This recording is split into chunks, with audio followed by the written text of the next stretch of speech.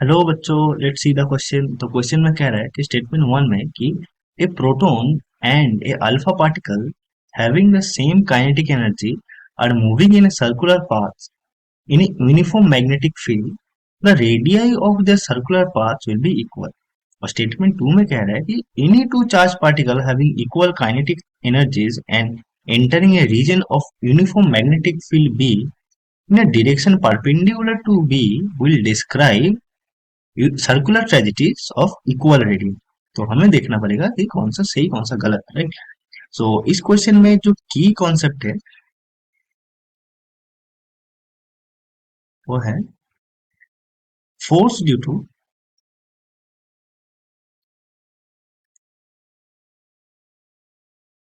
Magnetic field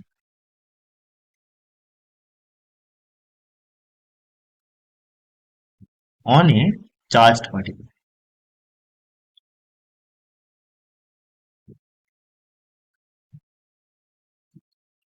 and अगर magnetic field B और कोई चार्ज पार्टिकल का वेलोसिटी v होगा और उसका चार्ज q होगा, तो force due to magnetic field on the charge will be q into v cross b, right. तो ये हमारा कॉन्सेप्ट है जो हम इधर लगाएंगे। लेट्स से कि हमारे पास एक मैग्नेटिक फील्ड है जो कि into the plane like this, और कोई पार्टिकल v वेलोसिटी से आ रहा है।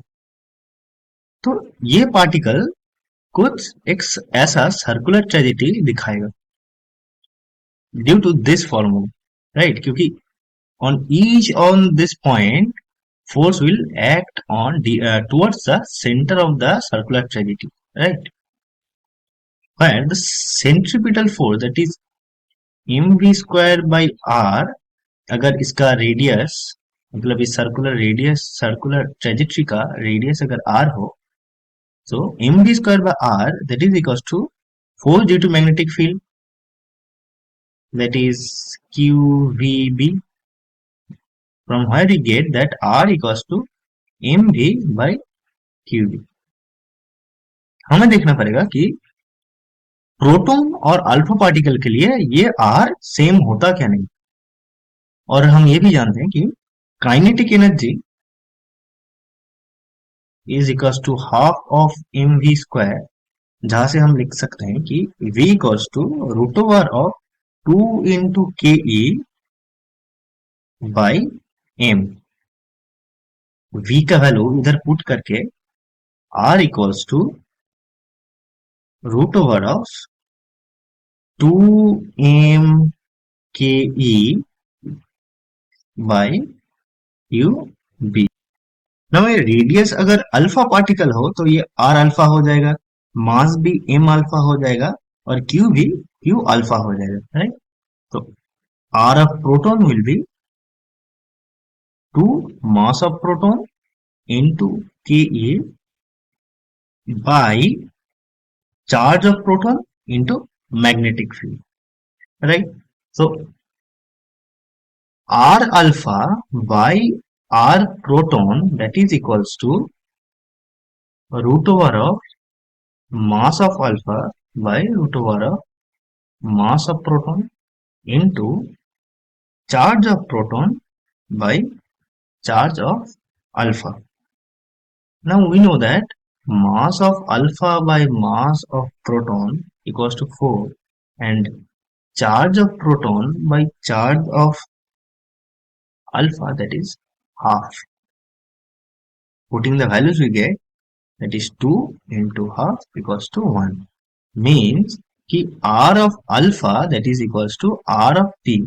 अल्फा और प्रोटॉन का जो रेडियस होगा इस केस में सेम होगा, मीन्स कि our statement one is correct. Now statement two कह रहा है कि any two charge particle having equal kinetic energies entering region of uniform magnetic field B in direction perpendicular to B will describe circular trajectory of equal radius। तो ये हमारा गलत हो जाएगा, क्योंकि यहाँ पर कह रहा है कि कोई भी दो charge of equal kinetic energy अगर मैग्नेटिक फील्ड में परपेंडिकुलरली एंटर करे तो उसका इक्वल रेडियस होगा।